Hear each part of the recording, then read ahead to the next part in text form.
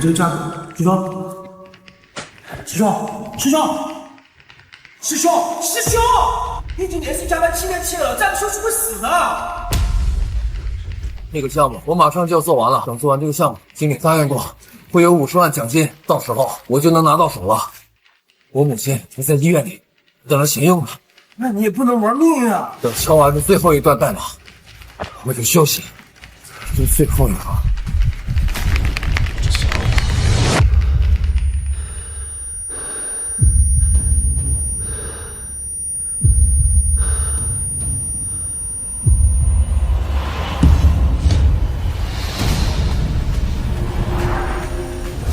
各位，把手里的活都放一放，项目完成的不错，甲方非常满意。我来给大家发项目奖金。月泽，师兄，别说了，发奖金了，师兄。我他妈没睡呀！怎么回事？我猝死在工位上了。月泽，上班睡觉，奖金200。什么？200？我师兄又做项目价格又敲代码，连续工作7天7夜才把这个项目做完，你凭什么只给他发200？师兄，你也站起来说句话呀！师兄，师兄！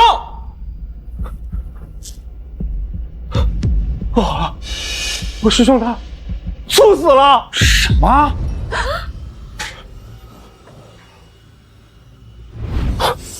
死了？幸好项目完成了，不然影响我拿50万奖金了。混蛋！我加班猝死，你却只惦记你的奖金，这卑鄙无耻！你的奖金？我师兄加班加到猝死，就是为了这50万奖金给母亲治病，你连治病钱都抢，你是人吗你？可恶的狗东西，抢我功劳，夺我母亲救命钱！我就算变成恶鬼，也要拉着你和整个公司下地狱！我……啊不，我是要魂飞魄散了！不行，我不甘心，我不甘心！哎，这哪儿啊？我不是魂飞魄散了吗？这怎么又回到自己工位上了？各位，停一下手上的工作，我拿到了青云集团的项目。青云集团的项目？难道11月20，我重生到了7天前？今天上午，我接到了青云集团的合作项目。哼，果然还是一样的剧情。不过这一次，台上的小丑还是那个小丑，但我已经不会再听信他的谎言了。我就等着看你这场戏最后怎么收场。师兄，这项目不是你这个公司拉来的，他怎么抢你功劳？不管他怎么抢，都改变不了我要让他完蛋的结局。大家都知道，咱们公司已经很久没有接到新项目了。本来呀，公司老板已经计划把技术部全员裁掉了。有你这样的领导，不完蛋才有鬼。那个项目就是技术部的免死金牌，7天做出来，部门留着；做不出来，各位就打包走人吧。7天，这可是10多天的工作量，这怎么可能啊？这个项目啊，要是做成了，公司啊就会流入大量的资金，公司就能起死回生啊！老板跟我说了，做出突出贡献的人，公司奖励50万现金。10万，师兄，50万，有了这笔钱就可以给阿姨交手术费了。上一世，我就是为了这50万的空头钞票拼命，这一次我不会再相信你。月泽，你是技术主管，我问你，这个任务能不能完成？啊，就我们4个，这工作量太大了，这肯定完不成啊！不管你让谁来，结果都是一样。就算我们把命搭进去，那也完不成啊！什么技术大神呀，不过是占着茅坑不拉屎的废物。幸好啊，我提前准备了更合适的人选。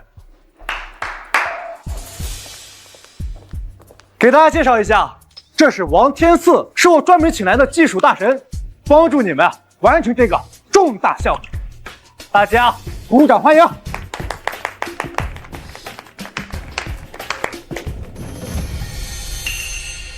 你们稀稀拉拉的鼓掌什么意思啊？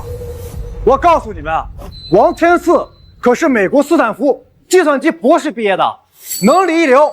从现在开始，天赐代替月泽，成为技术部主管。啥？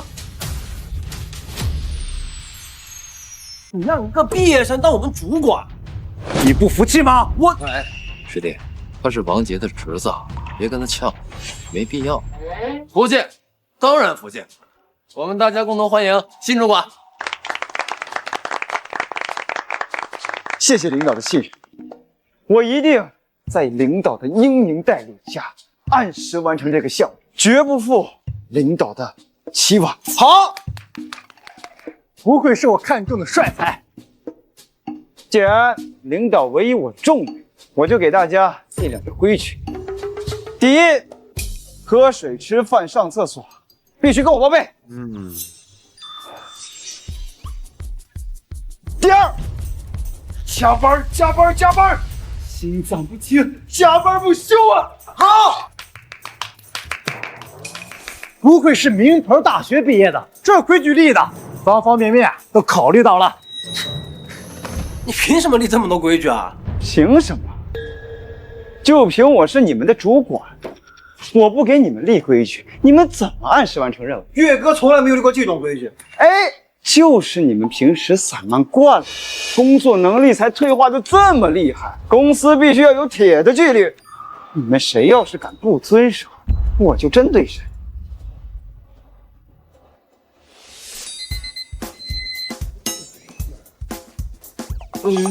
月泽，你干什么去12点了，下班了，没必要啊。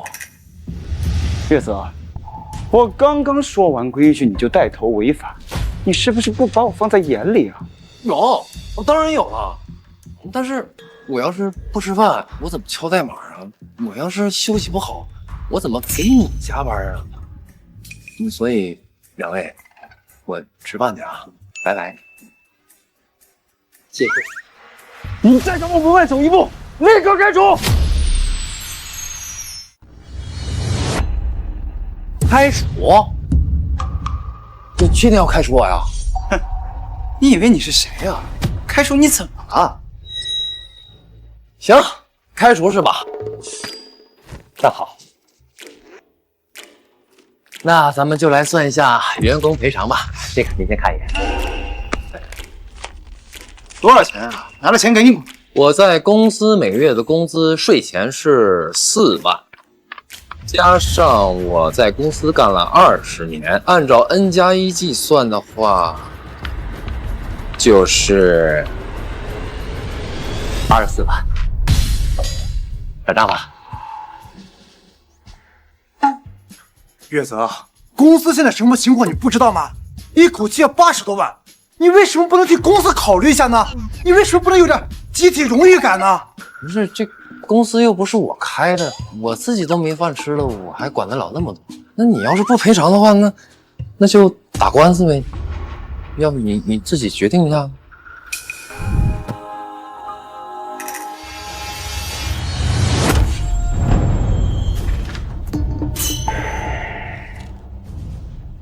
月泽，你也是公司老员工了。我刚才想了想，这不吃饭确实顶不住。这次就算了，快去吃饭吧。这不开除我啊？不开了，不开了，快去吃饭吧。那行。对了，这个计算器是我私人物品，价值100元。你看你是私人转账还是走公司流程？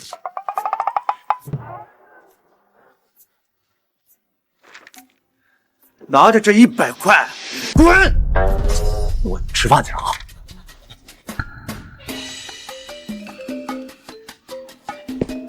不好意思啊，我也去吃饭。干什么？干什么？我管不了月色，我管不了你们吗？给我回去工作。就你刺头是吧？来，你去把叶泽的工作记做。给我回去！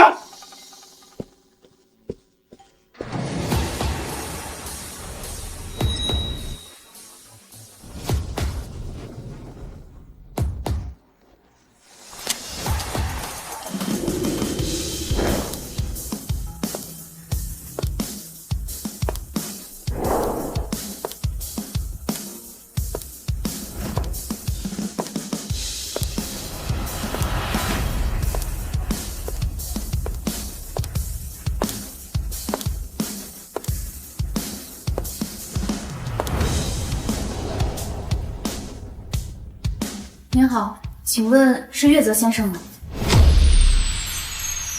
您好，请问是月泽先生吗？是。您好，我是夏氏集团的总裁夏冰。我听说您刚刚被公司开除了，我希望邀请您担任我们夏氏集团的技术副总裁。开除？夏总的消息怎么这么灵通啊？夏总，岳哥，您先别着急拒绝。为表诚意，我已经将您的母亲转至本市最好的医院，并且邀请了顶尖的专家团队给她做手术，伯母很快就会康复了。我母亲的事情已经解决了，现在可以安心的跟这个垃圾公司周旋到底。夏总，您为什么会找上我呢？我刚刚接手公司不久，身边没有可以完全信任的人。我非常希望您可以成为我的左膀右臂，在我们夏氏集团，你有绝对的自主权，并且薪资待遇由您来说了算。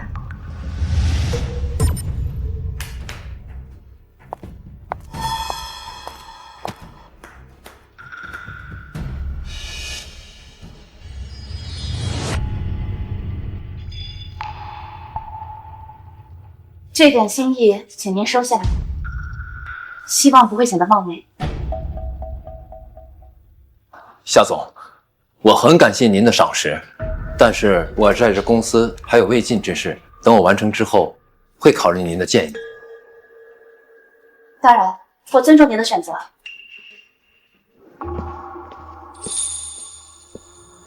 夏总，他看起来没有什么了不起啊，为什么花这么高的代价挖他？因为他是我最信任的人。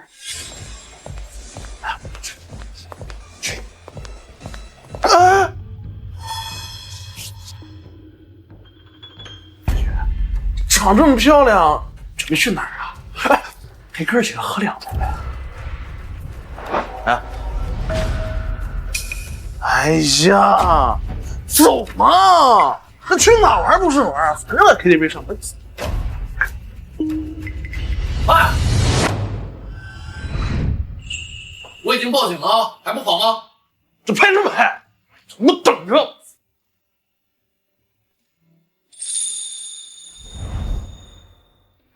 这是怎么回事？这我也不知道。之前写完代码都得让岳哥看一遍，底层架构都是岳哥他一个人写的。要不您打电话让岳哥回来看看？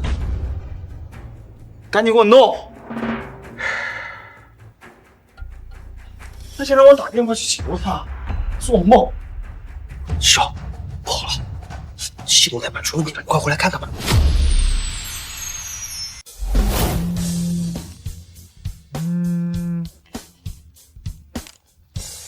喂，不好了，系统代码出问题了，你过来看看吧。能出什么大问题啊？不要小题大做。师兄，你忘记下次回，导致代码不兼容，系统即将崩溃了。这就不关我事儿了。现在可是午休时间，什么大事儿也不能耽误我吃饭啊！要不要我帮你带着？师兄，这都火烧眉毛了，你还有心情吃饭？你再不回来，全完了。吃饭大于天，我吃完饭就回去。吃。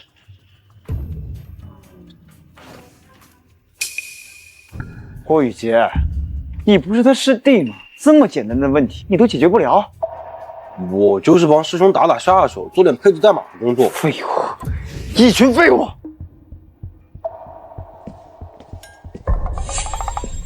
王大老师，我放下包。哎，坐。哎呀，月嫂，你还知道回来？赶紧滚过来修复这个 bug！ 午休还有半个小时呢，我先眯了。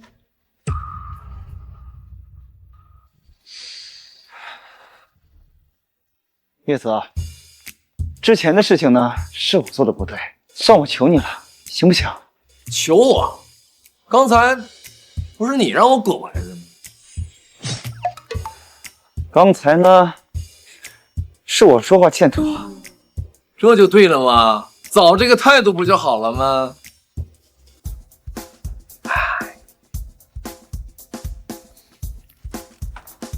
呀，这问题不是很简单吗？你只需要把子模块重新恢复一下，既然他说简单，那这正是我表现的好机会啊！然后行了，我是故意留着这个 bug 不修，想测试测试你的水平。你真的以为离了你，这种简单的问题就没人能解决得了吗？行，那我睡觉去了啊。今天我就让你们这群2线的程序员开开眼，什么叫做顶尖计算机博士的实力。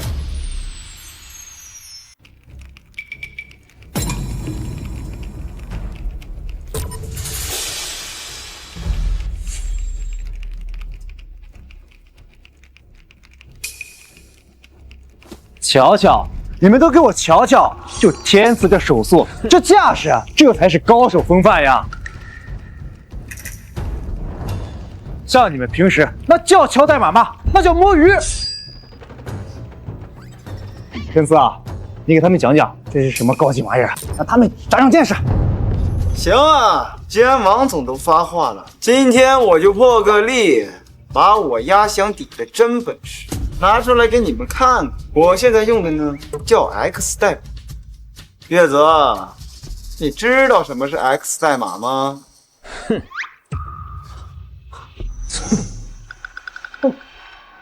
烂泥扶不上墙，没点出息。这可是国际上最先进、最顶尖的水平，没点真才实学，别说用了，看都看不懂。这可不是什么阿猫阿狗就能掌握的。X 代码啊，10年前我创造的一种代码写法，早已经被淘汰了。他竟然还当成宝，就这还大佬啊！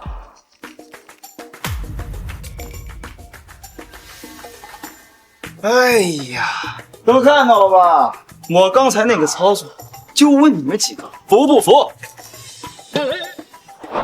好，太好了，不愧是我重金请来的顶尖人才，这一出手啊，就是不一样。你们这群人啊，都好好跟天赐学学，别整天跟某人一样鬼混，不学无术。王总，毫不夸张地说，我刚才敲的每一行代码，都代表着国际编程的顶级水平。这种境界嘛，可不是某个井底之蛙就能窥见的。这才是大师的见解。王总，您过奖了。不过这套 X 代码确实有点天赋门槛。系统崩溃了！怎么回事啊？这怎么可能啊！我明明刚才就修好了，怎么会系统全面崩溃啊？对，硬盘一定是服务器硬盘出了问题。硬件故障跟代码程序有什么关系？刚才在那吹得天花乱坠，原来是花拳绣脚啊！就是啊，刚才把键盘打得啪啪作响的气势呢，现在甩锅硬盘了。公司里所有的核心代码都是我独家架构的，根本就没有人能看得懂。就凭他刚刚那2下子，别说修复了，没将系统漏洞扩大就算不错了。我知道了，一定是月泽搞的鬼。王八蛋！你说，是不是你破坏了公司系统？我对，是你，就是你，一定是你，故意给我下绊子。王天赐，说话要讲凭证据的，证据呢？证据就是你远程攻击。没错，你刚才是说去吃饭了，但实际上你是远程攻击了处理器。你是公司部门前主管，系统有什么弱点，你最清楚。月泽，天赐说的是不是真的？王总，这些都是王天赐的胡乱猜测罢了。不信，你们可以去餐馆问问老板，我是不是一直在那吃饭呢？哼，谁知道你有没有提前收买老板？行，那按照你这么说，那我这么做的动机是什么呢？如果项目失败了，公司倒闭了，对我有什么好处呢？动机就是你心胸狭隘，你嫉妒心作祟。而且，怎么你一走，系统就崩溃了？还有，你看起来一点都不着急。保安，上来技术部，给我控制住这个破坏公司财产的嫌疑犯！给我控制住这个破坏公司财产的嫌疑犯！我是王杰，你们先别过来。就当我这就是系统，只要项目完成了，咱们有的是时间跟月泽算账。好吧，那既然你们非要跟我这么杠啊，那就杠吧。你们随便浪费自己的时间，我又不着急。跟我3-2下解决完这个烂摊子，我马上就去搜集你故意破坏的证据。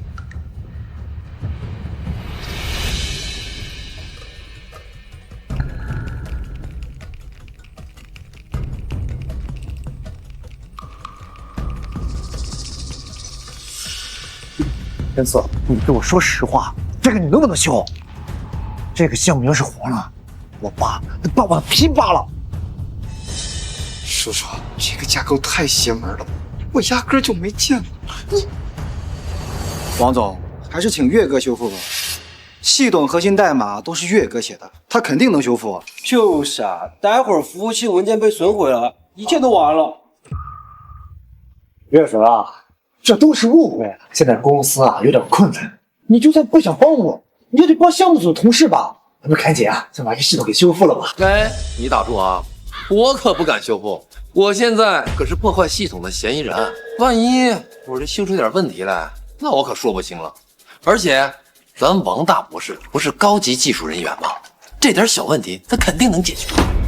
岳泽，你不要太过分了。闭嘴！岳泽啊，就当给我个面子，先把这系统修复了。只要你修复好，这项目奖金50万是你的了。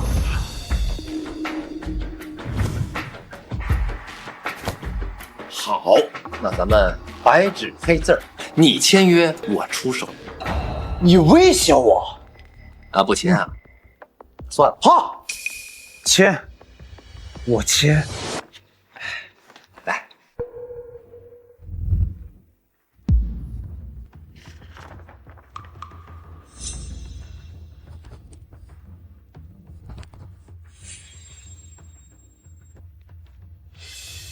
合同已经签了，能开始工作了吧？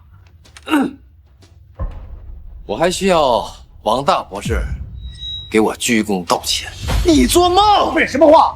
鞠躬道歉！叔叔，我项目不能按时完成，我怎么搂钱道歉？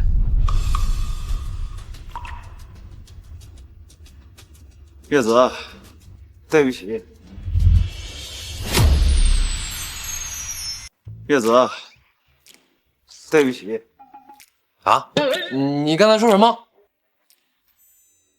我没听清楚。那个王博士，你大点声。对不起，岳哥。早这样不就好了吗？年轻人，态度不错，当哥哥的就原谅你了。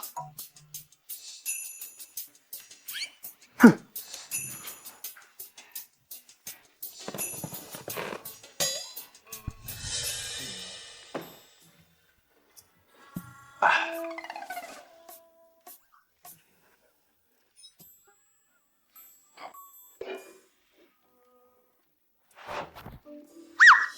呀，拿错书了，不好意思啊。这本对，这本对。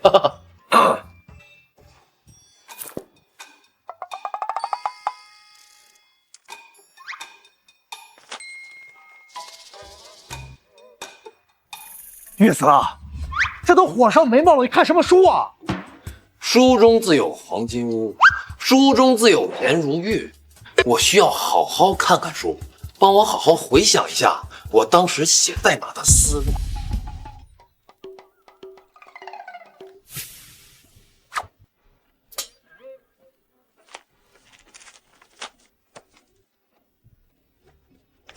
岳泽，这他妈都什么时候了，能不能快点啊？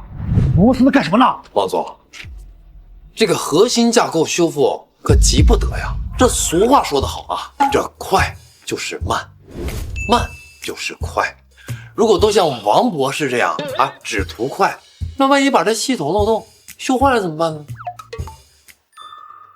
不是，咱再慢也没有像你这样的用1根手指敲字母的吧？还一个字一个字的敲。啊，我这不是岁数大了吗？我看不清楚，我怕我打错了。哦，对，王博士，我这个嗓子有点干，你帮我泡壶茶去。你自己没长腿啊你！王博士，我现在可是在争分夺秒的修复这系统，你让我自己去，我多耽误时间。你有种，老子去给你煮茶。来，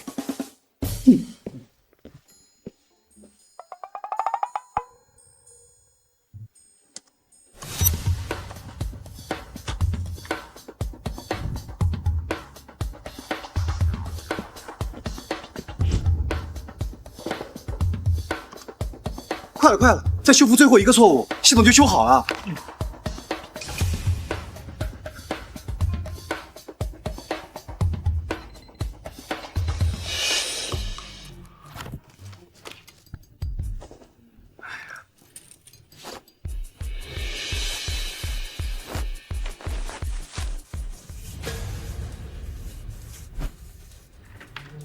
啊，月子啊，干什么去啊？你们没听见下班铃吗？我下班了。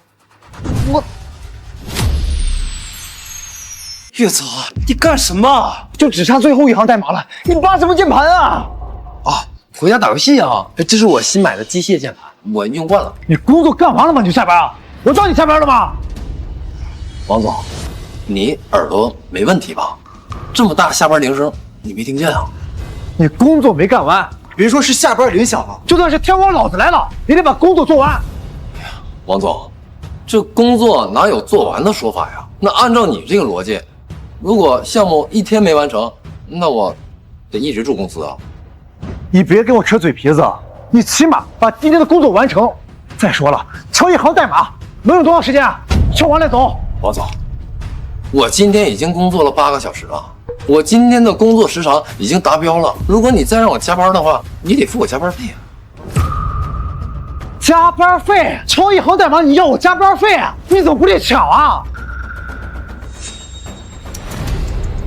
连加班费都不肯付，那我回家我也没问题啊。我告诉你，今天这行代码敲不完，你别想走出公司的大门。说到做到。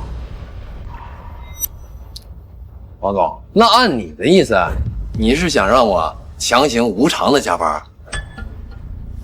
那好，今天呢，我就给你们2位好好的普法。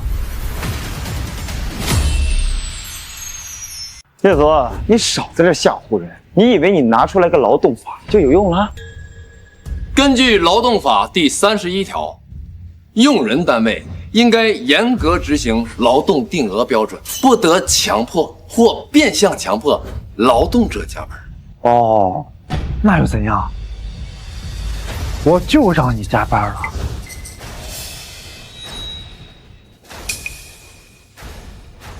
那又怎样？我就让你加班了。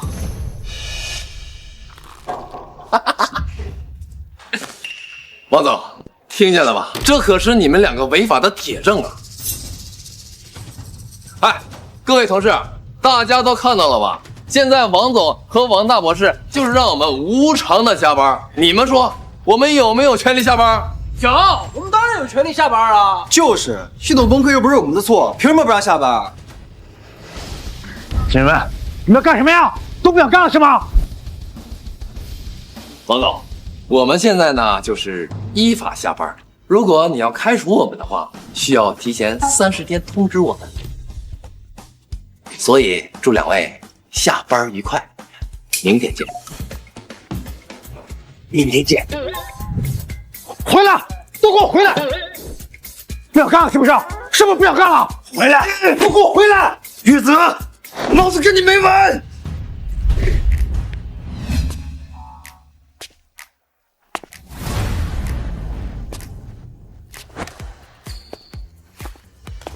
王坤，这不是我们公司老板吗？他让他儿子王杰在公司带项目，自己出来打球。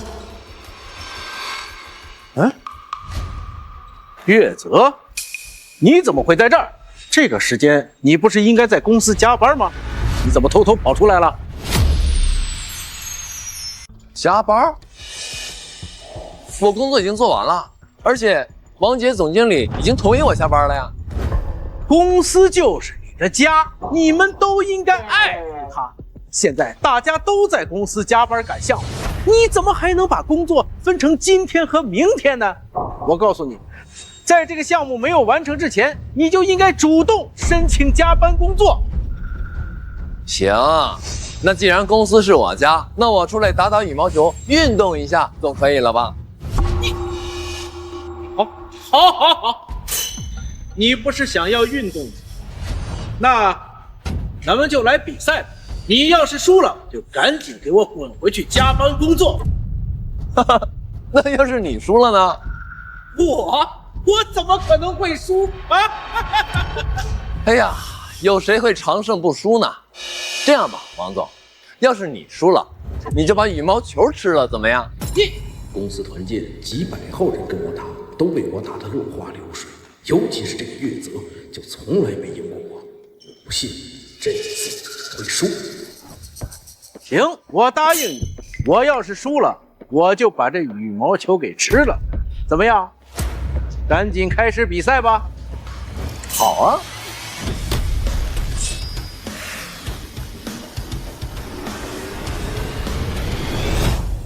开始了。好，丢球真卑鄙，就是要溜你。没想到这个球我能接到吧？我等的就是你高回球，看我扣杀。耶，你输了，1比0。这怎么可能？怎么样，王总，准备吃球啊？怎么样，王总，准备吃球啊？这才1局，输什么输？咱们3局2胜。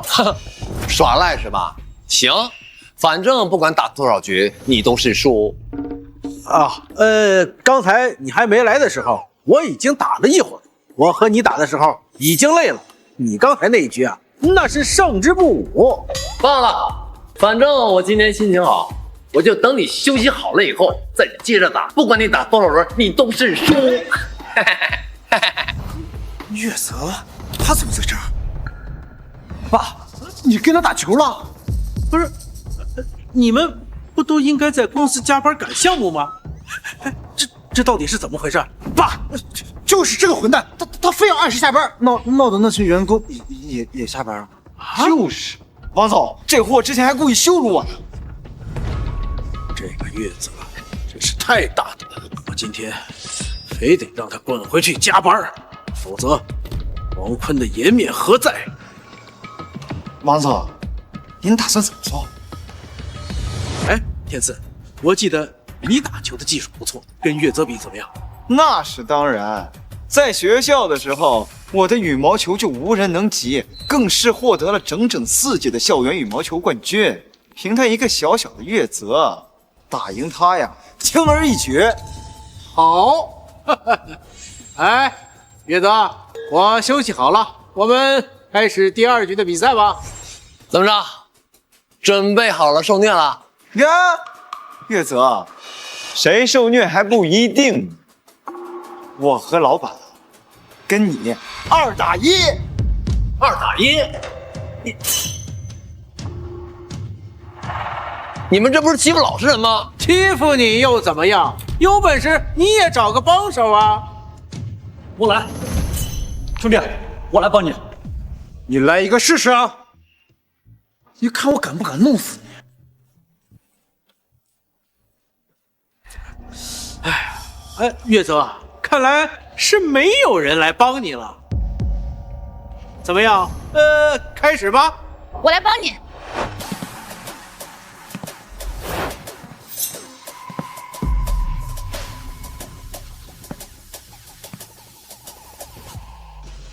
月泽，我来帮你。你怎么在这儿？我下班之后啊，就喜欢来这个球馆打打球。我说怎么看着这么眼熟？原来是夏总。不过也只是个手下败将而已，打球的技术啊，烂到流脓。岳哥，我的球技确实不太好，可能会给你拖后腿了。没事儿，双打更多考验的是两个人的默契。小美女，别帮这个乐色啦，不然一会儿你哭鼻子的样子可不好看哦。王坤总要给我3分面子，你算什么呀？也敢这么称呼我？你什么你？开打吧！哎，天赐，这一次只许胜，不许败。赢了的话，年终奖再给你加5万。放心吧，老板，包在我身上。整个学校都找不出来一个能打赢我的人。凭他一个整天坐办公室的程序员，再加一个女的，我一个人就能打爆他们2个。好啊！我们之前就打过双打，这一次对付他们这一对临时组合，一定要把他们打服，让他给我滚回去加班。废话少说，开始吧。老板，谁先打第一球，谁就更有优势。我们先发球。这王天赐一上来就用平高球压后场，这是想试试女生水平了。这娘们的技术果然不行，看我的杀球！耶！好球，天赐，就这么打，压着他们打。你们就等着被我杀爆吧！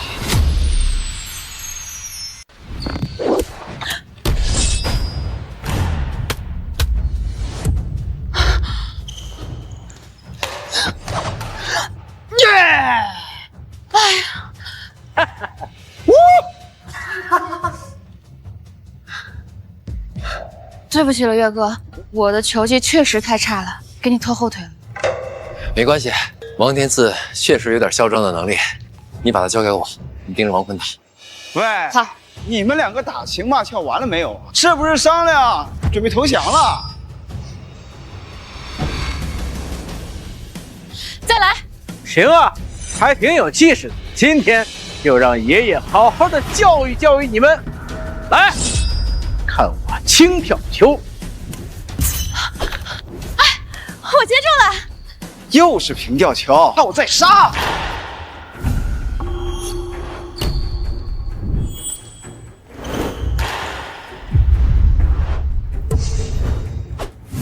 厉害啊！一下就看出来这个老的喜欢抢网，但是他回位慢；这个年轻的杀球快，但是他杀球完习惯不动。啊，这一下就看出来要打他们的中间位。耶，岳哥，我们赢了一局！继续加油！老板，你扑的太猛了，这是我的位置。我是老板，你是年轻人，以后这种球啊，你来接。打到身后。哎呀！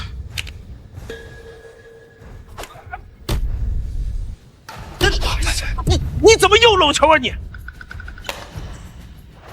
老板，你别老抢我位置啊！是。耶！你到底会不会双打啊你？真打是双打，这分别是2人单独打，还互相妨碍，令那对男女搭档配合的越来越默契。女生进步真快，网线交给我，配合真好啊！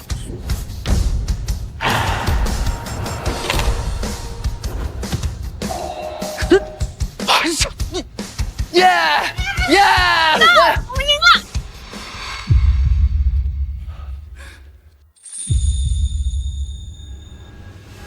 我操！上辈子我他妈辛苦打工了20年，连他妈个女朋友都没有。重生一世，我他妈还害羞个毛啊！这一世，我他妈什么都要得到。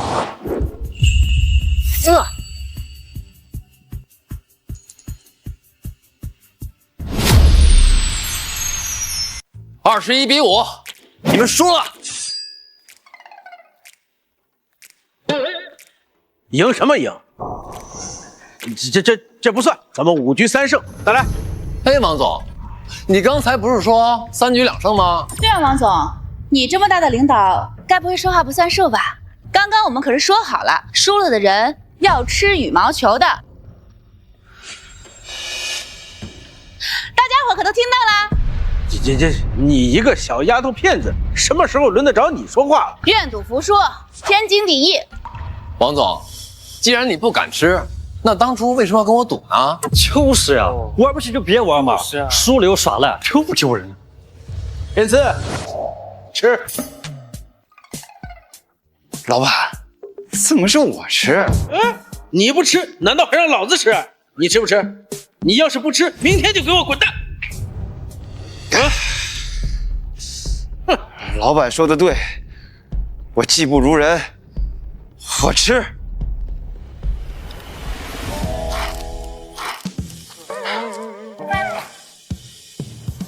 我靠，真吃啊！这吃相可真恶心呐！这要是让鸭子见到了，都得跑吧。不打了，我们走。呸！老板，这个月泽太可恶了，把您的面子往地上摔呀！这个可恶的东西！王杰，明天就把这个月泽给我开了。爸，他是技术大拿，我已经试过开除他了。他掌握着公司系统的核心代码，这公司除了他，这别人都不会呀。你们这群废物！王天赐，我命令你明天就把月泽会的东西全部学到手，否则你就跟他一块滚蛋。是。这个王天赐呀，为了巴结领导，连尊严都不要了。这种人啊，眼里只有利益和权势。好了，走吧，我请你吃宵夜。那我要吃小龙虾。好，龙虾管够。王总，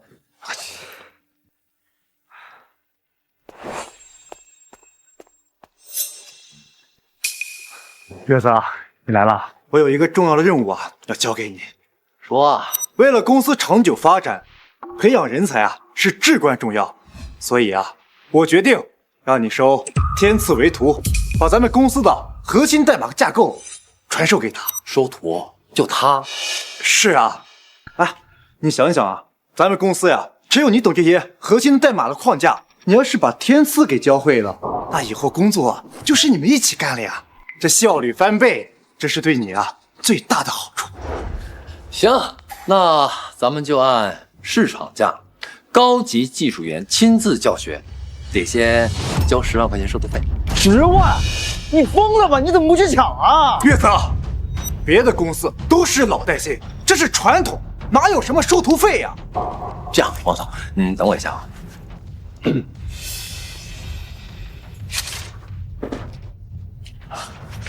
看看啊，哎，王总，你帮我看看啊，我这劳动合同员工职责这一栏里有收徒的这条吗？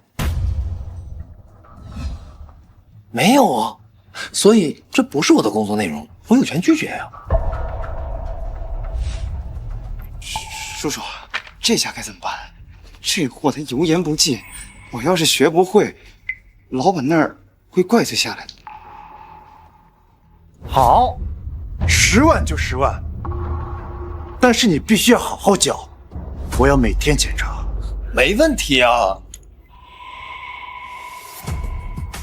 支付宝到账10万元。给我好好选。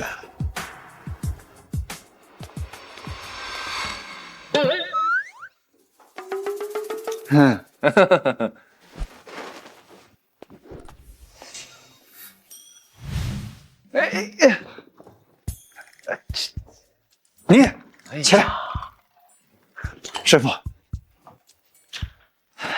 我准备好了。准备好了？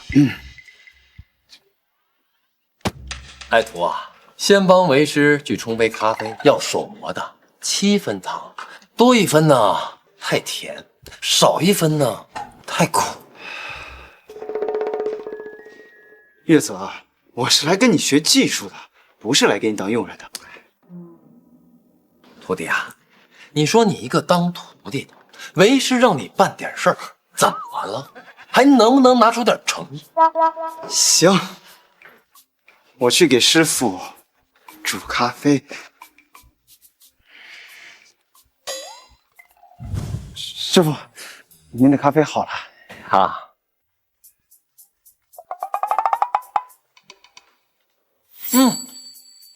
咖啡冲的不错。那个，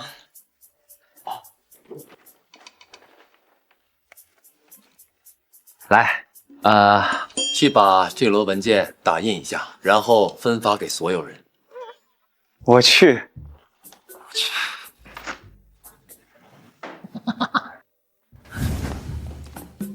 师傅，都忙完了。行，干得不错。那接下来为师就教教你真本领了。坐。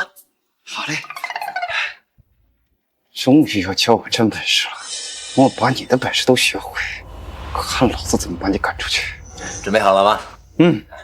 来，这个键念 A， 是26个英文字母里的第一位。通常我们在背诵单词的时候，第一个都会背到 apple。你妈的！老子教了你10万，你就教老子这个？这么多人呢，别急呀，为师不是也想试一下你的水平吗？既然你都会这个了，那为师教你下一个。你快点吧，别再糊弄我了，行吗？来，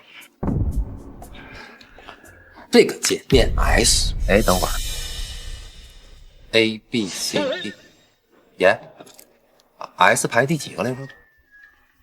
月泽，你耍我是不是？你直接把一行代码打出来，然后告诉我这个代码的作用就行了啊！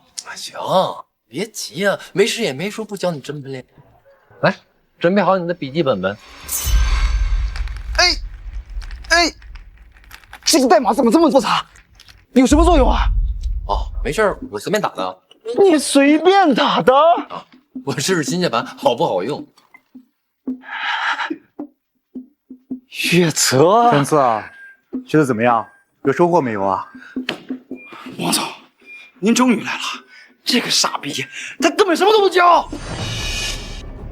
哎，爱徒，说话得凭良心啊！你摸着你的良心，好好跟王总说，你什么都没学会吗？学到了，学到了 A B C D。你有病啊！你当老子小学生啊？字母表用你教？月泽，什么意思啊？我给了你10万块钱，你就教这个？哪有啊？哎，我问你，就这个 bug 怎么修？哎，这不修好了吗？来，还有这个怎么修？这个用 B 就行了。你看，我这教你都真本事啊！好嘛，那就这么说好的。王总，你也看到了，我也不是什么都没教吧？是这个猪脑子，他根本学不会呀！老子花了10万块钱给你交学费，不是好好学，当老子的钱是从天上掉下来的吗？领导，你让我教这头笨驴，太耽误我工作了。你看看我这一上午，光顾着教他了，我这一行代码我都没敲啊。月泽这小子根本就是把我当傻子糊弄，这王天赐也是个废物，连月泽不教他的证据都证明不出来，真是烂泥扶不上墙。哼！行啊，月泽，我自己搞不过你，我请其他人搞你总行了吧？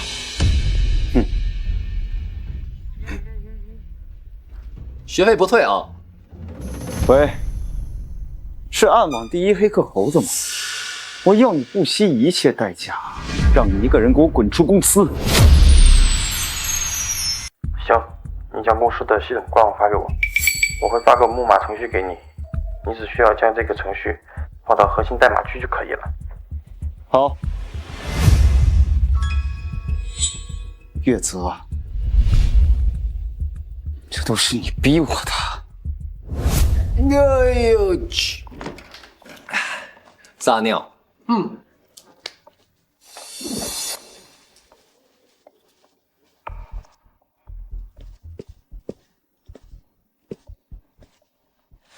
月泽，这木马能让整个系统崩溃，你之后怎么补救都来不及了。这次一定能让你滚出公司。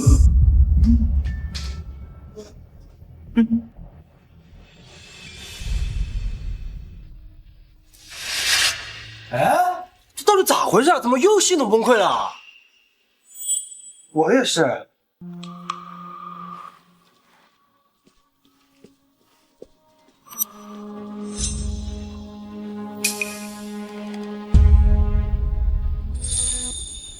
这是木马病毒。我看刚刚王天赐鬼鬼祟祟的，一定是他干了好事。不过我的目的不就是让这个项目失败了，让公司倒闭？所以现在这个情况，我坐享其成不就可以了吗？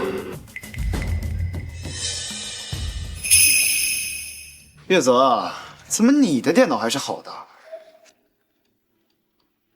我告诉你，你早上说系统修好了，是不是在吹牛？其实你根本就没有修好，是不是？系统本来已经修好了，是有人把木马放进了核心区。咱们的公司有内鬼。月泽，现在是怎么回事？你不是修好了吗？不好了，王总，青云集团突然派代表过来审查了。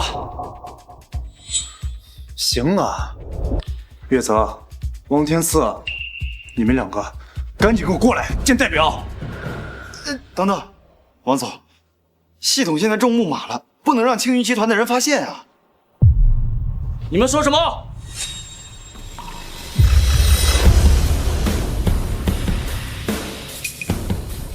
系统被木马击溃了。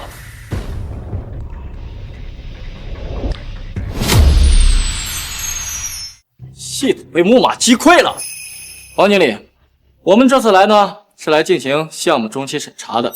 按照合同，明天就是项目第1阶段的交付日。我现在需要知道项目的真实进展。陈总监，欢迎欢迎欢迎欢迎！我需要看到系统状态和核心数据。技术顾问，去连接他们的开发服务器。不行，这要是被他们发现，现在系统被木马入侵，那这合作就完蛋了。等等，陈总监，系统现在正在进行关键性压力测试，现在强行接入，恐怕会影响最终的测试结果啊！哎，对对对，陈总监，这个测试非常重要，它关系到系统的稳定性。你看，要不等我们测试完毕之后，我们把完整的报告和演示视频发给你们。我们用的是安全模式介入，并不会影响系统运行。不行，绝对不行！现在系统属于敏感状态，任何外部接触都可能会触发保护机制，导致测试中断。王总，你为什么会如此紧张？这只是一个普通的检查。陈总监，我也很奇怪，为什么王总那么害怕检查系统？这按道理来说啊，如果项目进展的顺利，这正是展现成果的好机会啊！月嫂，这没你说话的份儿。哎，我就是奇怪啊。对了，我刚才路过的时候，好像听到有人说系统出现了问题。当然，王总和王大博士居然说没问题，那可能是我听错了。系统出了问题？出了什么问题？没有的事儿，系统运行完全正常。月泽，别在这散布谣言。是不是散播谣言？你让陈总监检查一下不就完了吗？王总，你这样反而引起人怀疑了，是不？技术顾问，现在立刻介入系统。王经理，你要是再继续阻挠，就会被视为严重违约行为。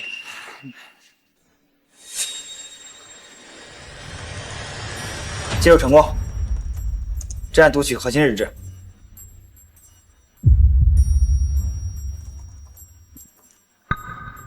陈总监，系统中了木马，项目文件严重受损。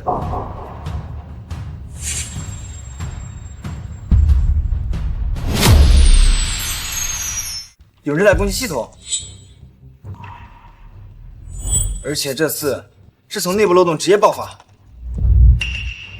什么情况？系统竟然崩溃了！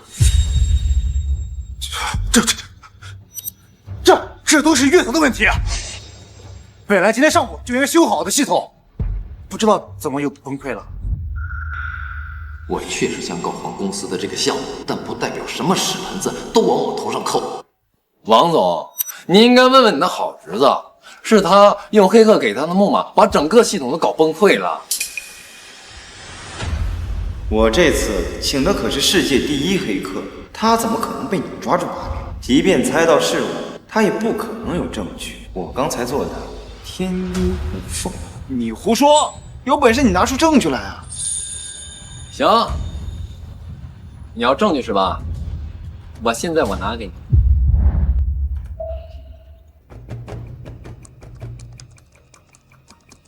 他这是在干什么？他这是在反向追踪系统的入口，这样就可以查到是哪个接口将带有木马的 U 盘插到电脑上的。谁都知道文件可以反向奔走，但我的木马是在你的电脑接口上插的，你现在查也只能查到自己身上。哎，王大博士，你为什么要把带有木马的 U 盘插在我电脑上呢？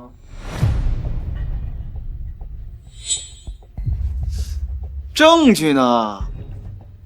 想要证据是吧？行，这就是证据。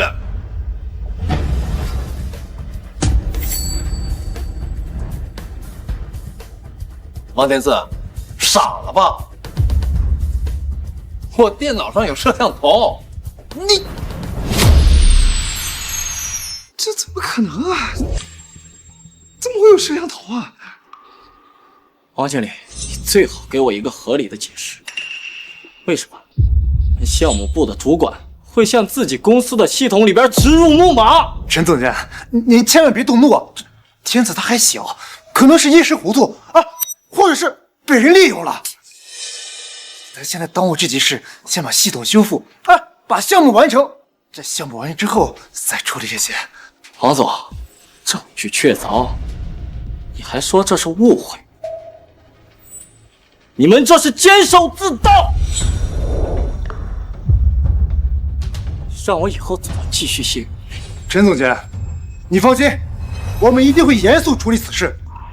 但现在是当务之急是先把系统修复，规定的时间之内把项目完成，相当于咱们合作也是完成了嘛，是不是？王总，项目的最后期限就是明天上午9点，你们能完成吗？行，一定行。我让技术部加班加点，一定在明天上午之前完成。哎呀，这本来呢，大家加个班，明天是可以完成的。但是现在整个核心数据库都已经被木马侵蚀，这别说是1天了，就算是再给1个周，这系统也无法恢复。他说的是真的吗？月光说的是对的，木马做的非常专业且恶意，你们绝对不可能明天交付的。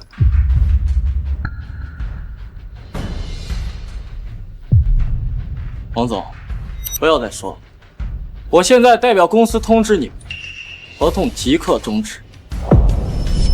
我们将会追究你们公司全部的法律责任，律师函随后就到。走。陈总监，先别走，咱们这谈谈。那个，大家都看到了吧？现在项目黄了，公司也完了。如果再留下去，只有替罪羊和背不完的黑锅。这个地方呢，不值得我们再奋斗1分钟了。我岳泽辞职。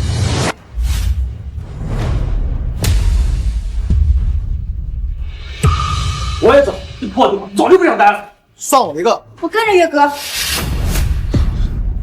我的，完了，公司完了，全完了。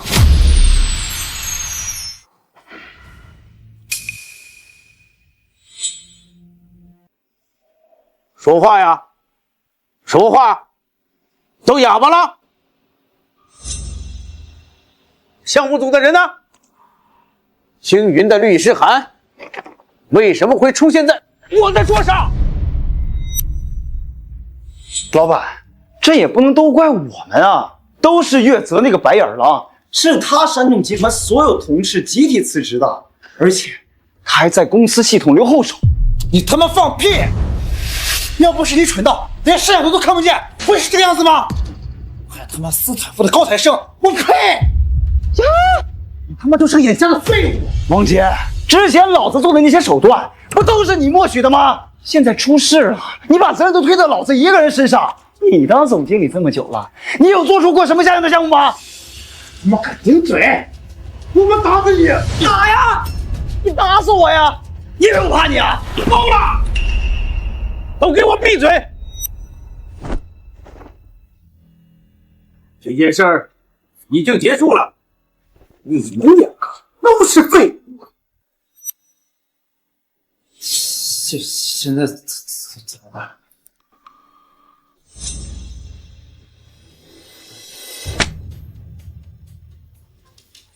创新集团有一个游戏的招标会，如果你们在招标会上能够获得李总的青睐，拿到创新集团的投资，我们就还可以东山再起。老板，这次你就看我的吧，你就放100个心，这个项目我一定拿到手。记住，在1个月以后的招标会上，你们俩只能成功，不许失败。王天赐，你给我拿出12分的精神来。这次如果再出现半点差错，我们公司就彻底完了。明白了，老板，这次不管付出什么代价，我也要把从月泽那儿丢掉，连本带利的拿回来。岳哥，欢迎加入公司。那具体我要负责什么项目1个月后，创新集团要举办一场游戏投资招标会，到时候你之前待的那家云龙集团也会去，咱们要不要去？当然要去。上一次只是让项目黄了，这一次我要让整个云龙集团永无翻身之地。各位好，这里是创新集团的游戏项目招标会现场。本次创新集团的天使投资人就是我们的李总。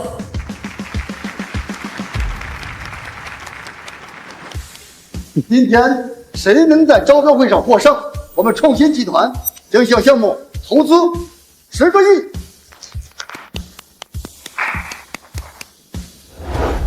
这次我们的项目一定是最吸引人的，我们一定要拿下。本次招标会有夏氏集团和云龙集团2家公司竞标，现在招标会正式开始。我们先请夏氏公司的代表岳泽先生上台演示。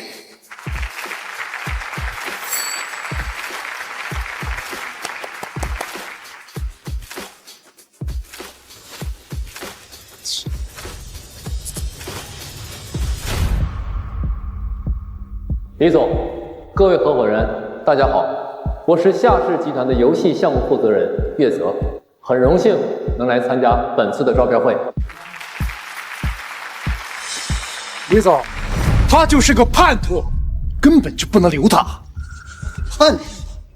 没错，这位岳泽先生1个月前还是我公司的技术骨干，就是他在公司的关键项目里面植入木马，导致项目彻底失败，让公司受到巨大的损失。没错，他身为公司骨干，竟然故意让公司的项目失败，然后带着整个技术团队加入了夏氏集团。他这不是叛徒是什么？王姐，这件事情不是已经调查清楚了吗？投放木马病毒的是你的侄子王天赐，有现场的视频证据为证，证据确凿。你现在分明就是颠倒黑白。视频早就被我毁了，不管我怎么污蔑他们，都没有了证据。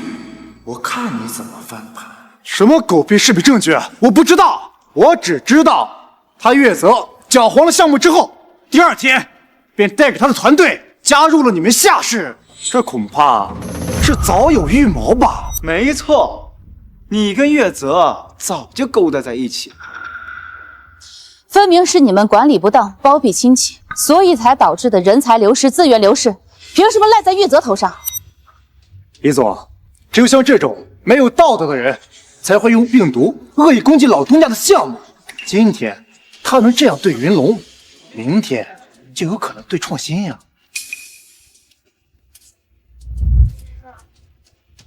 叶先生，如果你真是叛徒，我们创新集团绝不会和没有道德的人合作。李总，我是不是叛徒？请看这段视频。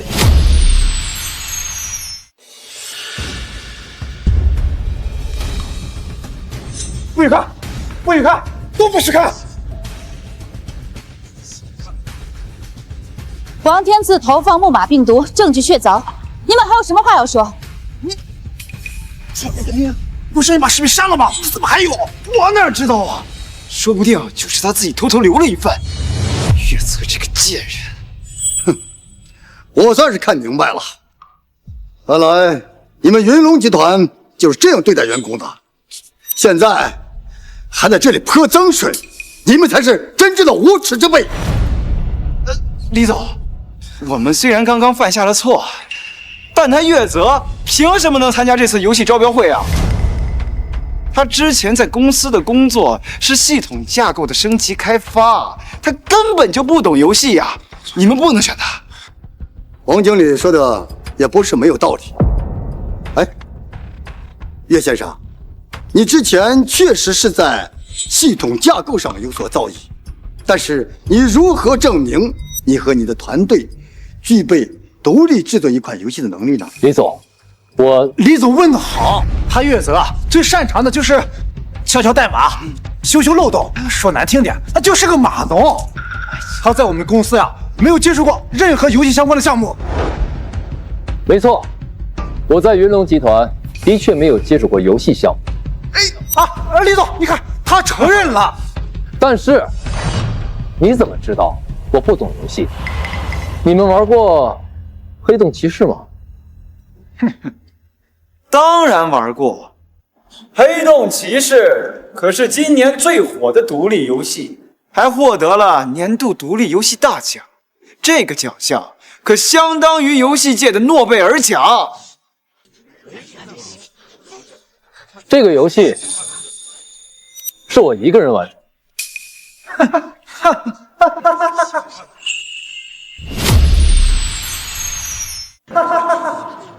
月泽，你还真是疯了！你知不知道这个游戏的剧情复杂，还有写法繁杂，就凭你也敢认领？你是不是不知道这款游戏的工作量和技术？没错，这个游戏根本就不可能是你一个人完成的，除非有原始代码作证。我现在就可以给你们看看黑洞游戏的原始代码。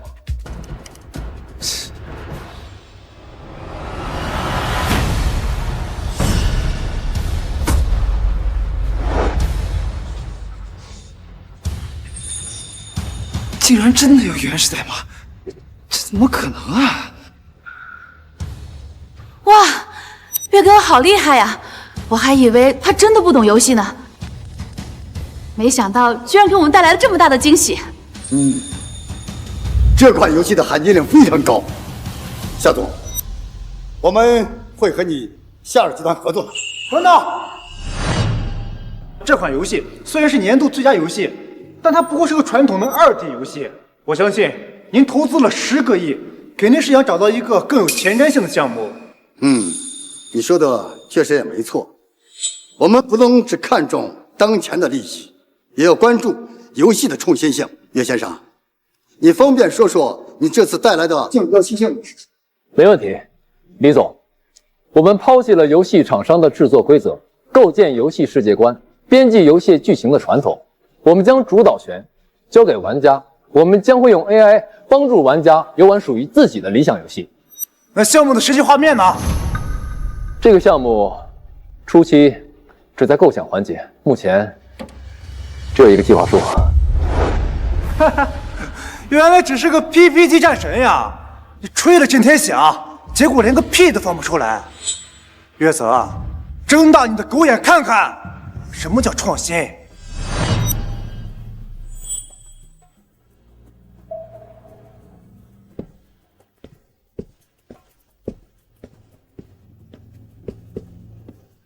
各位，我们公司的项目都不像前面那位 PPT 战神，我们带来的是能引爆市场的划时代游戏。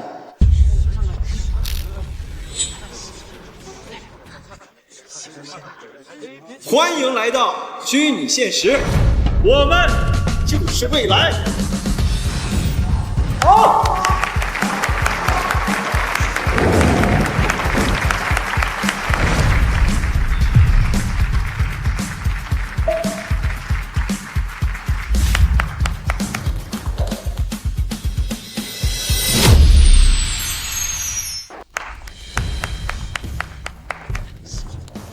各位，这就是虚幻现实。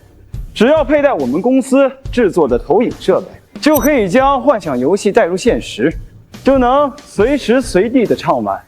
我们已经跟多家游戏厂商达成合作，成本可控，商业模式清晰。这真是划时代的技术，太不可思议了！不管你想玩什么游戏，只要在我们的游戏平台，都可以利用我们的投影设备照进现实。请各位支持我们的项目，谢谢大家。岳哥，他们的演示也太强了，这如果是真的，前景不敢设想。效果确实不错，但我总觉着哪儿不太对劲呢。啊？什么不对？也说不上来是哪儿不对，就是觉得太好了。特别是那条巨龙，无论是从清晰度还是效果，感觉都差不多，不像是实时渲染类游戏。呀，你自己做不到，就说别人是作假的。月泽啊，月泽，你的格局啊，真是太小了。王经理，请你注意说话的场合。看到了吗？这才叫技术。你的那套过时的理论早该被淘汰了。你们最好不要让我找到破绽。这么短的时间内就能做出如此大型的实时渲染类游戏，是绝对不可能的。哼，有些人啊，在旧时代待久了，看见新时代的火车，就像妖怪一样。旧时代？等等，各位。我们大家今天看到了两个非常优秀的项目，灵境啊代表了未来的可能性，但是虚幻真实让我们展示了它的技术落地的震撼力量，商业前景非常清晰啊。经过慎重考虑，我决定获得注资10个亿的是云龙集团。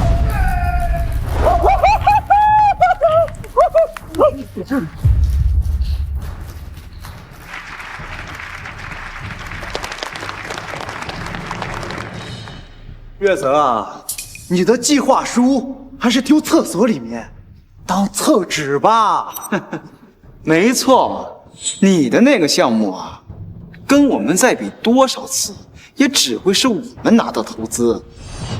王总，这个项目我也要投。没问题。王总，以后你们的设备我们宏德公司全包了。好说，好说。我你妈！老子都他妈重生了，还能他妈受你这窝囊气呀！等一下，李总，他们的项目有问题。等一下，李总，他们的项目有问题。叶先生，你说什么？项目有问题？李总，别听他胡说，他这是没经营过我们，他狗急跳墙，他故意污蔑我们。没错，李总。月泽，输不起你就别来参加招标会啊！我们虚幻现实的技术可是国际公认的顶尖水平。哼，李总，我以我的信誉担保，我接下来说的话绝对不是出于私人恩怨。我作为一名技术研发人员，不能眼睁睁看着一个用骗术包装的项目去骗取巨额投资，这将会对整个行业造成破坏。你凭什么说他的技术是假的呢？就凭最基础的常识和技术可行性。刚才你们的那段展示的确让人眼花缭乱，但是我不相信一个在1个月内濒临倒闭和核心人员流失的公司能够突然横空造出一个远超行业水准的技术。你这是井底之蛙，坐井观天。我们用的都是独立自主研发的方案，是吗？那么，请大家看看这里面藏着什么？这里面藏着什么？保安，马上查一下这个位置。哎，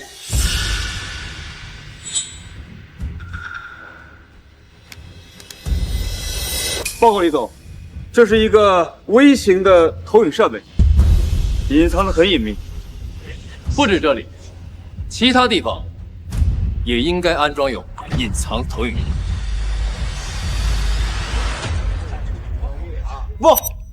不是你们想的那样的，这个只是为了增强效果用的设备。李总，我们的核心技术是传感交互系统。对，辅助设备有必要隐藏的这么隐蔽吗？既然你们说这是辅助设备，那你们现在不用这个设备，再召唤一次刚才那条巨龙可以吗？当然不可以啊！这个设备刚刚演示过了，现在需要冷却。再说了，这些设备都被你们移动过了，空间坐标需要重新校准，强行展示不稳定。你这是在故意破坏我们的演示环境！保安，把他撵出去！这是在破坏招标会的秩序。李总，他们不敢进行2次演示，就说明他们在骗人。他手上那个头环根本就不是什么发射器，只不过是无线触发开关罢了。你胡说！那我们那条龙是怎么回事？我猜刚刚那条咆哮的巨龙和那些魔法光效，只不过是你们提前在工作室里渲染好的 CG 片段，现在用这些隐藏的投影仪播放视频罢了。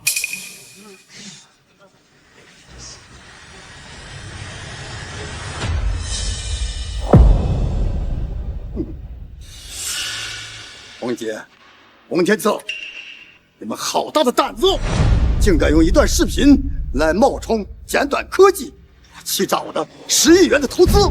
李总，误会，这都是误会啊！我是他，都是王杰的主意，是他告诉我，只要把现场效果弄得震撼，弄得炸裂，就能唬住评审和投资人。CG 是他让我提前做的，设备也是他让我偷偷提前安装的。闭嘴，别血口喷人！来人，把这2个人控制起来，立刻报警，通知公司法务部，立刻启动对云龙集团的欺诈诉讼程序，追究他们的法律责任。李带走，李总，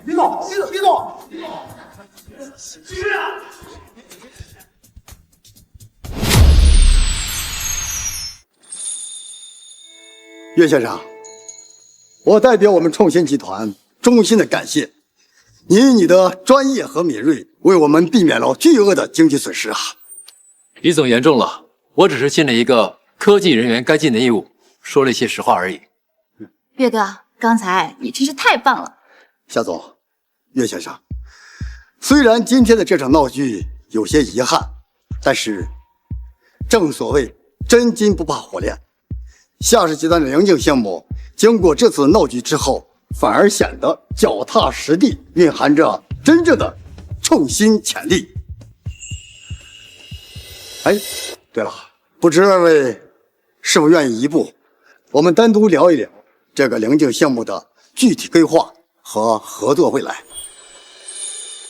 当然，我们非常期待能与创新这样有远见的集团合作。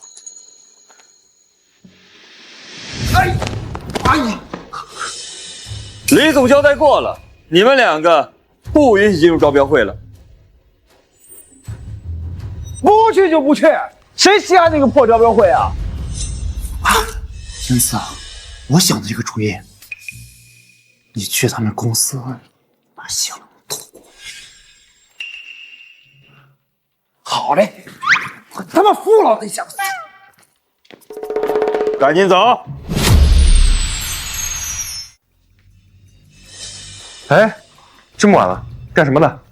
哎，小刘，岳总早上特意让我去他办公室打扫打扫，他说现在书架上的灰太多了。哦，周大姐，去吧。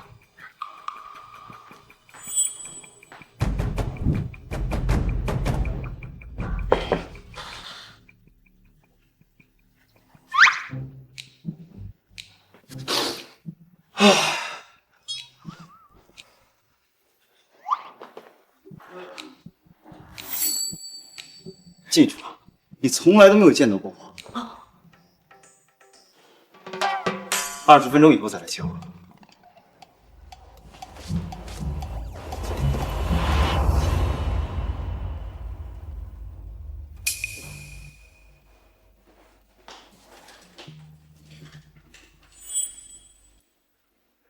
无线传输容易被屏蔽和追踪。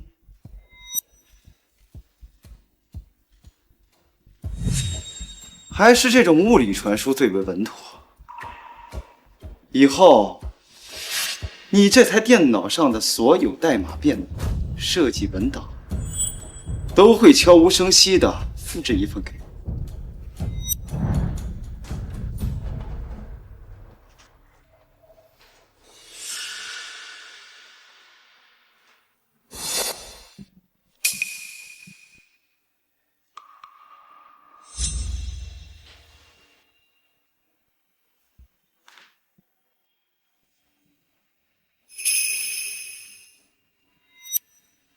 月泽，你的灵境很快就会变成AI 学习生成世界规则的部分还得加强。你们看，这些动态场景还是太假，不够自然。明白了，就是环境变化和实时物理效果之间的配合没有达标。我下午就去数据组，把其他部门的高质量数据加入进去训练，让 AI 可以更加真实的理解到真实世界的运行方式。如果加入新的训练数据，那么距离我们原定的内部测试版上线只有4周了，时间非常的紧张。核心框架是稳定的，现在我们要做的就是细节优化和内容补充。时间确实紧，但我们的方向是正确的。好，那要去计划发布会的内容。于杰，今天晚上务必要把动态物理映射和无序自然生成2个核心模块的最终版本上传到我们的3级加密服务器上备份。备份之后也传我一份，我想把关键逻辑再全部检查一遍，避免小问题后期被放大。没问题，师兄，那我先去了。好。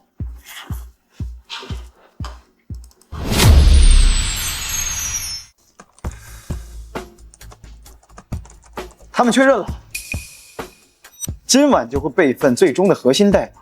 只要他们启动备份流程，我们这边就能拿到一整个完整的数据包了。重点是动态物理映射和无序自然生成这2个代码，一定要拿到完整代码，不能有任何遗漏。放心，我之前植入的程序不仅能拿到最终代码，还能顺便获取他们的开发日志和修改记录。太好了，这样我们就能学会它的全部技术。王总，就算拿到全部代码，以我们现在的技术能力，直接用难度很大呀。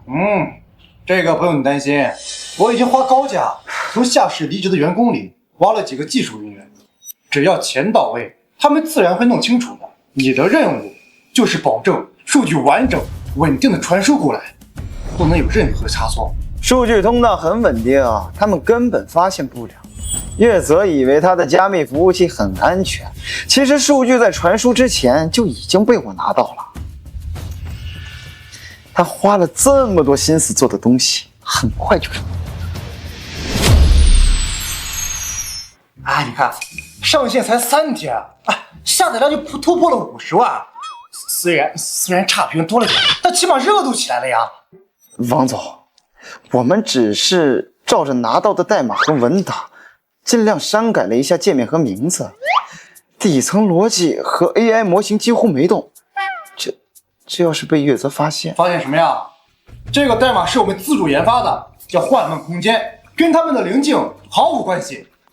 更何况现在是我们先上线，我们先占先机呀。等我们上线之后，他们反而是抄袭我们的。哦，对了，王总，水军已经安排好了，话题风向就是体验国产 AI 创作神器。另外，我还联系了几个游戏评测自媒体，钱已经打过去了，他们啊会疯狂吹捧我们的独立开发。干得漂亮！这样的话，夏氏集团如果再在我们后面发出项目的话，大家就会自然而然的觉得他们是抄袭我们的。月泽那边有什么动静？哼，根据我留在他们的内部监控看，他们刚完成了内部测试版，正准备开始优化和宣传物料制作呢，完全没有察觉到代码已经泄露了，更没想到我们已经抢先发布了。好，等他们宣传，咱们就告他抄袭，到时候舆论一起，够他们喝一壶的。月泽，看你怎么跟我云龙斗。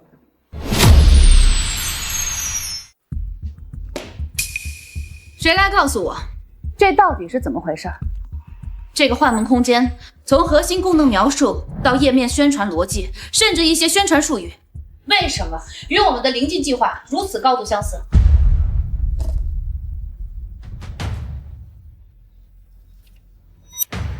怎么可能？我们所有设计文档和代码都是放在加密服务器里的，对外是绝对保密的。这不是相似，是抄袭，而且抄得很急很糙，很多我们已知的 bug， 他们原封不动地出现了，这绝对不是巧合。我们的公司有内鬼，或者说，我们的保密体系出现了我们不知道的缺口。立即启动内部调查，所有接触过核心代码和设计文档的人，通通都要问询。在调查清楚之前，灵境的对外发布以及宣传计划全部暂停。同时通知技术部门开始自查，从公司内部环境到网络日志，给我一寸一寸的筛，我要知道老鼠是从哪里钻进来的。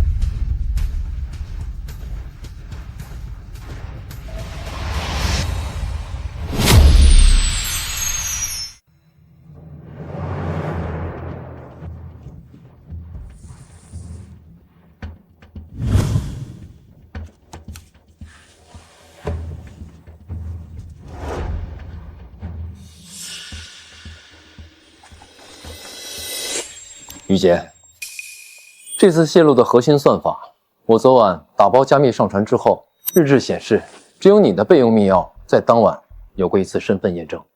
师兄，我那是按照你的吩咐进行例行备份啊，我怎么可能？我知道，但我需要确定那份文件在你上传的过程中有没有可能被其他途径截获，比如你的电脑有没有异常，又或者说你当晚有没有离开过工位。师兄，你怀疑我？我都没有打开过文件，我是直接加密上传的。我的电脑是你亲手配的，安防等级跟你一样。我那天晚上一直在工位上没离开过，监控可以看的。岳哥，雨洁一直都是你最信任的人，这其中一定有误会。是，我是接触过所有核心代码，我嫌疑最大，但是怎么泄露的这么及时，这么精确？就好像是一直有人盯着我们一样，知道我们每一步动作。一直有人盯着我们。如果问题不在人，而是我们的项目本身一开始就有个口子呢？你是说，玉姐，你的话点醒我了，我们可能一直在抓人，却忘了检查本就应该安全的地方。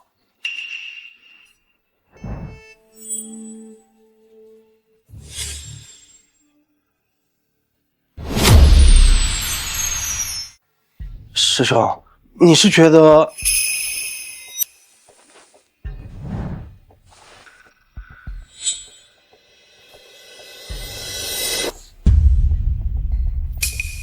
这是什么？像是蓝牙？不，这是窃密器，它可以直接并联在网络上，抓取所有流经数据，不需要破解密码，因为它根本不在逻辑层工作。这是什么时候被装上去的？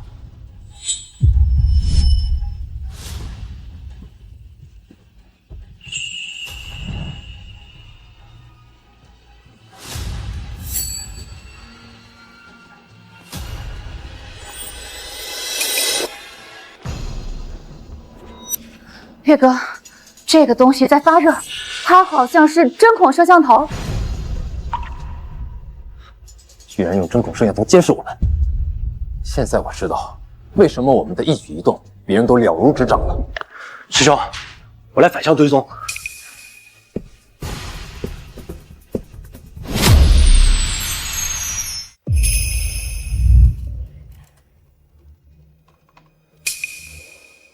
师兄，反向信号已经成功锁定了，对方的接收端的位置是云龙集团。能查到他们什么时候被激活植入的吗？大约6周前深夜，门禁记录显示，那天晚上有一个已经被注销的临时维修工卡，在您办公室所在的楼层有异常停留记录。方天赐，时间点吻合，那周刚好是灵境2.0的压力测试期。如果那个时候信号就已经被植入，我们的测试数据很可能早就已经泄露了。师兄，警方那边也在同步调查，我们的证据链马上就要完善了。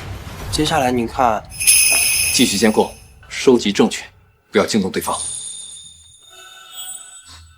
云龙集团那边如果察觉到信号被反向追踪的话，很可能会提前行动。不然，我们在算法报告中加入错误的信息，诱导他们往错误的方向进行路径分析。可以，但诱导信息一定要做得足够可信。放心，我会配合雨杰进行工作。对了，再帮我准备一份灵境的核心算法报告，这份报告一定要具有说服力，我们很快就能用到它。师兄，你真的要花2个月的时间重新写核心引擎啊？那我们原定的发布会，于杰，你还记得我让你准备的那个应用风险很大的系统吗？记得。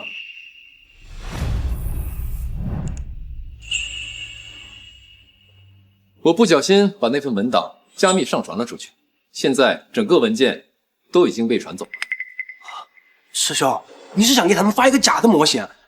但是如果被他们发现了的话，半真半假吧。框架是真的，但是参数我做了微调，而且我还留了夏氏集团的水印。一旦他们照搬过去，起初还能运行，但一旦数据到达了某个阈值，那就会出大问题，而且是隐藏得很深、难以排查的大问题。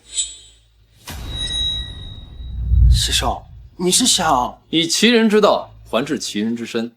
他们不是想抢先发布吗？那我们就让他们发布一个带有定时炸弹的版本。对了，于杰，我让你帮我联系的技术权威鉴定机构，他们回复了吗？回复了，已经联系好了。我们相关材料的公证和前置验证全部已经准备好了，随时可以出具具有法律效益的证明文件。好，接下来我们要做的就是等待，等鱼儿上钩，等他们把舞台搭好。王总，都拿到了。月泽那个大傻子还真的以为技术被破解了，这就是他打算重写的核心模型。看这思路，比我们偷的那个版本更先进。太好了，赶紧让我们的技术员弄上去。这次我们要抢在他们完成之前，发布一个重大技术更新版本。放心，已经在调整了，直接替换掉旧的核心模块就行。这个核心模型思路很清晰，但是参数上好像有点问题，我们调整一下就行。还微调什么呀？时间就是金钱。他月泽不是说要2个月吗？那我们就2周之内完成更新。到时候市场就会说他夏氏集团进展缓慢，而我们云龙集团技术迭代迅猛。但是这个模型我们还没有完全搞明白啊，直接上线会不会有风险啊？能有什么风险？代码都是现成的，连框架都是月泽自己弄的，他难道还会害他自己不成？赶紧弄！等下周游戏一经发布，我要当着所有人的面把月泽钉死在抄袭的耻辱柱上。好，那我就让他们加班加点，1周之内搞定测试，准时上线。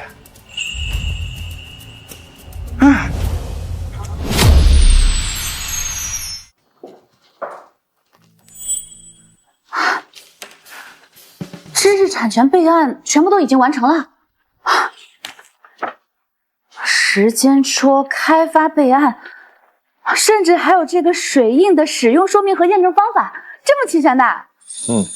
警方通过我们提供的信号源，已经初步锁定了王天赐和王杰的犯罪证据，现在只是按兵不动，等待更合适的时机出击。合适的时机？你是说他们明天的发布？他们既然想污蔑我们抄袭，那我们就在他们最高潮的时候上台给他们换一个剧本。他们已经邀请了多家媒体参加他们的新闻发布会，还给了我们一份。还真是不知死活。那接下来你打算怎么办？你和我一起去云龙集团看看。至于礼物，我已经通过给他们的陷阱送到他们的产品里了。明天只需要一个合适的时机，就可以出发。现场会不会有什么危险呀？王杰父子万一狗急跳墙的话，警方会便衣在场外布控，维持秩序。明天一定会有个了结。好，需不需要我做些什么？王总，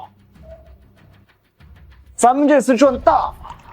根据内部评估，只要今天2.0顺利发布，咱们的股票至少能增长30%，以后夏氏集团下降的都是我们的了。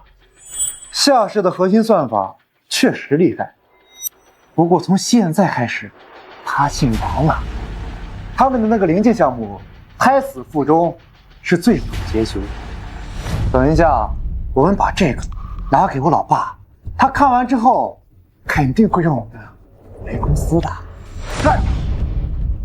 老板这样就肯定觉得云龙集团少不了咱们2个。也不能太乐观。月泽那小子也不是轻易认输的人。东西都处理干净了。您放心，我已经给了保洁30万，而且我还威胁他，只要敢告发我的话，他这辈子都别想再见到他那个还在读幼儿园的孙子。那技术层面能查到吗？哎，信号接收端用的是多层跳转，他们肯定查不到。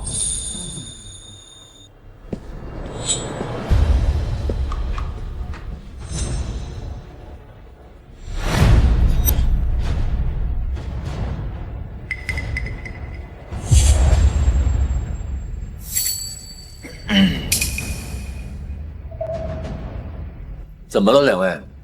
你不欢迎老员工？岳总、夏总不请自来，有何贵干？如果是商业合作，我们可以另约时间。不需要另约时间了，我来就是为了帮你们纠正计算模型的。哎，刚刚你说信号接收端绝对查不到。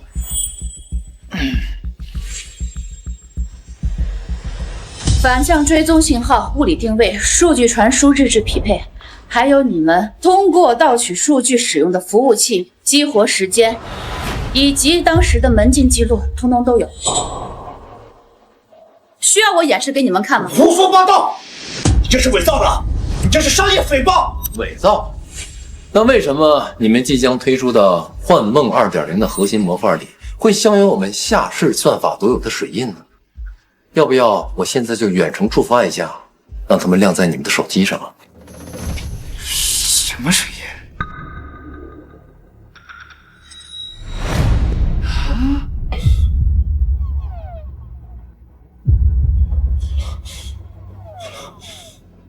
你们窃取的从来就不是一份冰冷的代码，它是时间，是心血。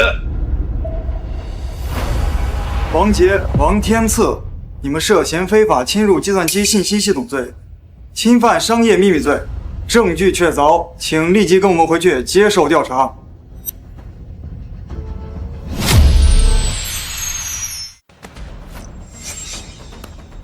请两位配合。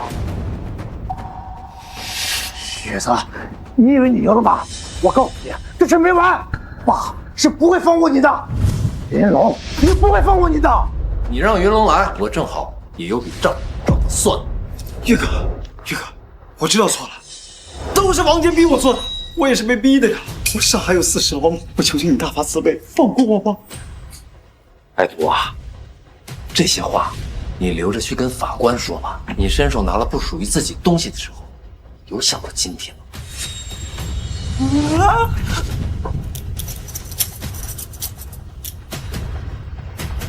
岳先生，王杰和王天赐这次很难脱身了。云龙集团涉嫌多项违法，也要破产清算。我自己走，这事没完。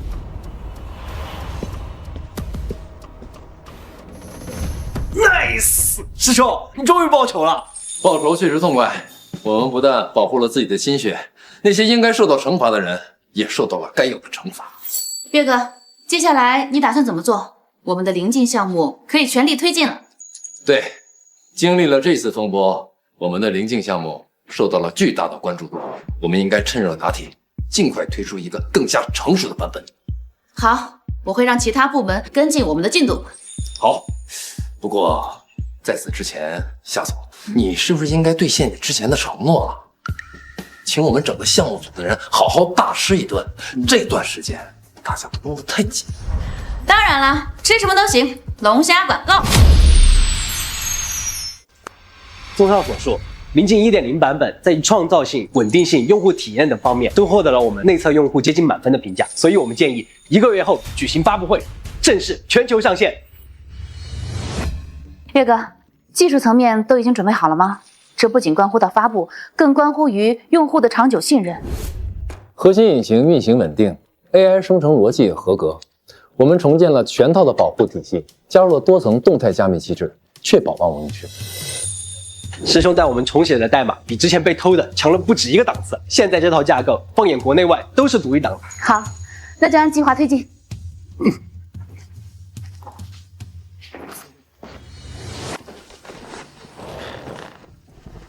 前世，我为了50万卖掉了自己健康和生命。今生，我不仅讨回了公道，更在创造可能改变许多人娱乐和创造方式的东西。这感觉真他妈好！干杯！师兄，谢谢你啊！如果不是你的话，我还在云龙那个破地方当受气包呢。现在跟着你，不仅技术涨了，腰杆也觉得直了，感觉找到了人生的意义。这是我们大家共同努力的结果，敬我们所有人，也敬即将到来的新时代。祝我们制作出来的灵境会越来越好，越来越多人喜欢。岳哥，这次真的谢谢你了，不仅为公司带来了转机和项目，更让我看到了什么是一个程序员真正的智慧。小兵，我也要谢谢你，在我最艰难的时候，是你给了我母亲希望，给了我最坚持的信任与支持。您的这一份情谊，我会永远记得。岳哥，小兵，我会继续担任夏氏集团的技术副总裁，把灵境做成我们梦中的样子。至于其他的，我们慢慢来。好，慢慢来。刚刚的定稿发布词中，关于技术理念的那段写得真好。技术不该是任何形式的枷锁或者帮凶。这不仅是一套发布词，也是我们做灵境的初衷。我们做的不是定义好的游戏，而是一套工具，一个世界。真正的魔法在于使用它的人。这也是我最看重的一点。灵境的价值远超过一份漂亮的财报，它指向的是一种更加健康、更有创业性的行业生态。投资它，就是投资未来。对了，刚刚接到消息，云龙集团已经资不抵债，破产程序昨天正式启动了。王杰父子涉嫌的那几宗案子，下周开庭。等法律程序走完，这件事情就可以告一段落了。哈哈，你倒是想得开啊！纠错和惩罚是法律的事，而我的事是带着灵境继续往前走。至于之前的恩怨，就让它留在过去吧。下面有请夏氏集团副总裁、灵境项目的总负责人岳泽先生上台。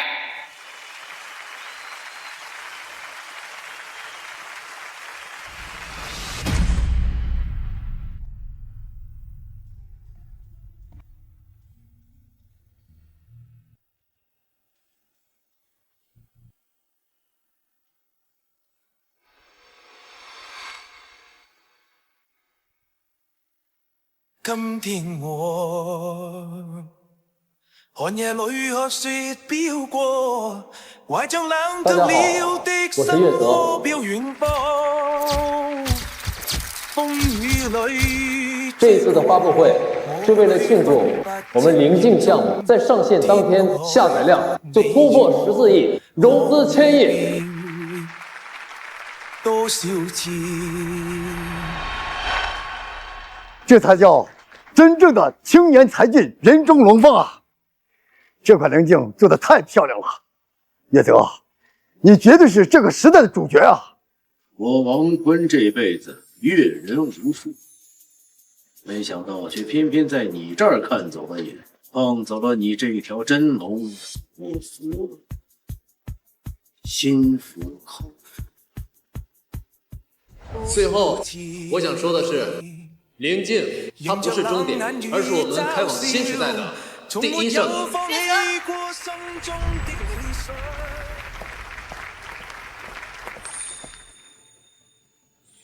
岳泽，你愿意娶我吗？哎呀我操，他认真的。